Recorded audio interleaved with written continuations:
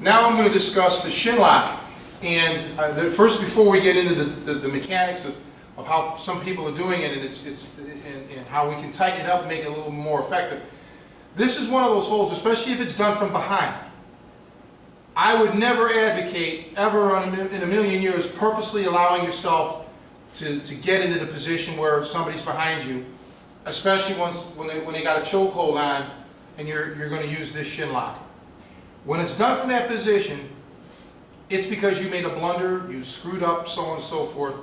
This is not a position where I would advocate you think about going. However, the mechanics of the shin lock can be worked from many positions. And again, I hate to sound like I'm plugging products, but go to my website, catchrussell.com, for the Lost Art of Hooking, and you'll see them on there. Boy, there's a lot of people who do this wrong, and that's a shame because it is a brilliant move. And the pressure, the pain can be extraordinary. Now we're gonna have it applied on me first the improper way. And the secret here is what's happening here. The way he's applying it may look fine. Now forget about the chokes and all that. The problem here is there's a lot of space. If we turn just slightly to the left, I want the folks at home to see this. When he's trapping around my knee area, okay, to do the shin lock, there's just so much space here, okay? Regardless of if I want to try to stay with the choke or not, I probably wouldn't, because the shin lock still can work from here. If I'm clinging to him, he's going to eventually get me, okay? He's going to get it, even if it isn't with maximum efficiency. But here's the problem when he does it from here, is that I'm out, and now the scramble is on, okay? We don't want that. He gave me space. He did not control the captured leg. Now, we're going to go head on to the camera first. We're going to do this from a couple of angles.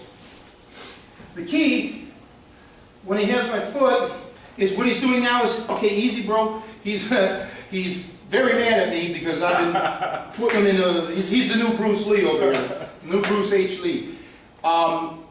There's no space here now. This is going to be, once he puts that lock on, and he's trapping my thigh, and it's hurting even from here. For me to try to come around, okay, he's got me. I'm trapped. Even though I can get this leg over, he's still got my leg trapped. Now do me a favor and slide down on my knee a little bit, just down on my knee. Once he's here on my knee, you can put the shin lock on. I can totally spin out, okay? But when he's trapping my thigh, that's not going to happen. I'm not going to spin out. So in essence, let's attempt to do it from this angle improperly, but don't even bother to put the shin lock on. We'll just, with his body positioning being on my knee, I'm able to come around completely and just spin.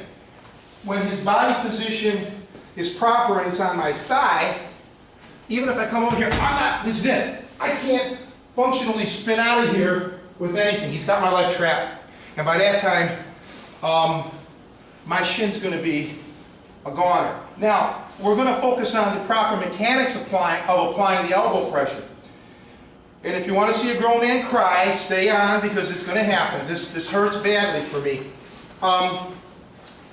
Before he starts to kill me, I'm going to discuss it and describe it, and then I'm going to let him go ahead and do it. He's going to drive his elbow towards the ground, in the ground, as he's pulling up on my toes. But that's how a lot of people do it. But to make it more effective, he's going to shift with his hips as he's keeping that pressure on my thigh. He's going to be having my leg trapped. Again, he's putting his whole body weight, using the strength of his legs as he's pulling in and driving, and this is going to snap it if he went full speed. So this is a hook. Again, I mean, if he went full bore, I'm not even going to be tapping. I mean, it's going to be broken before I can tap. So I'm going to let him put it on me. Go ahead. All right. Yeah. That's it. And he had it right on. Let me pull up my...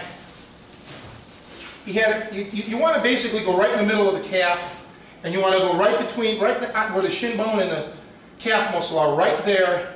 You can feel it yourself. There are some variations. I mean, you can vary the spot. You don't have to be exactly right, but the key is the worse mechanics you use, the more precise you have to be here.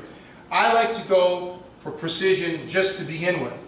And the center of that shin, you know, from the ankle to the knee, is where you want to go for it. And just, like, again, pull in. So you're here, you're pulling up with the toes, you're driving forward, and you're moving with your hips. But as you're moving, you're keeping all your weight, again, on the inner part of my thigh, trapping it, so making a rollout is impossible.